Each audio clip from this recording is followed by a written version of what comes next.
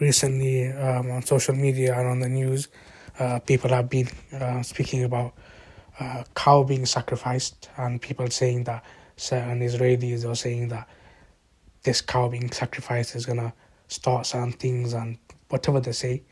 But I don't understand why Muslims just take whatever the non-Muslims say. Like, we have our own texts. We have the Quran. We have the Sunnah. It tells us. We have the scholars for guidance if we need them to further elaborate on the Quran and Sunnah. I don't understand why we have to go to the other people's religion, so-called religion, because many Jewish people will not agree with what the Zionists are saying. We have to go to their text and agree with them and then start do things. We have our own text, and this is exactly what Shaykh Asrar has said on his Instagram page. Muslims believe in Islamic prophecies of the Holy Prophet Muhammad sallallahu alaihi wasallam. Any other prophecy from any other group is rejected and deemed false. The red heifer prophecy is false, like the red moon prophecy, and Muslims should not take it seriously.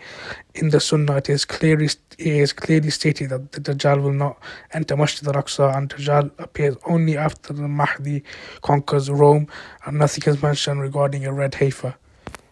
Our time when it's needed. Strongly worded reminder from Shaykh Asrar.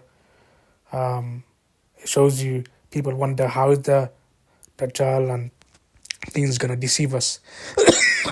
We have evidence here that we have our texts and they tell us or give guidance to what's going to happen, and we're jumping to other people's faiths to get answers from. So when the Dajjal comes, or even if it's not the Dajjal, whenever anybody comes, we can be fooled. Someone on the street tells you a question, you can't answer it, your faith is rattled. Someone tells you, someone who's against Islam gives you a question, you can't answer, your faith is rattled.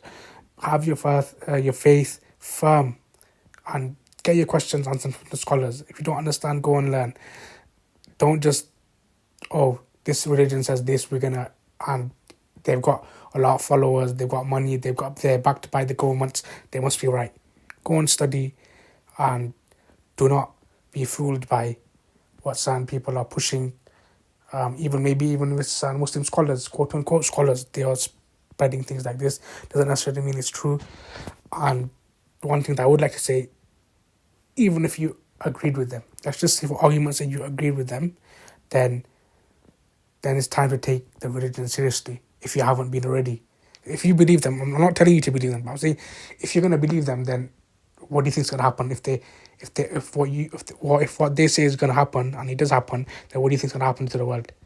There's time to forget about these things that the people have got people into to be distracted, whether it's money and capitalism and things like this, and atheism and fast fashion and other things distracting.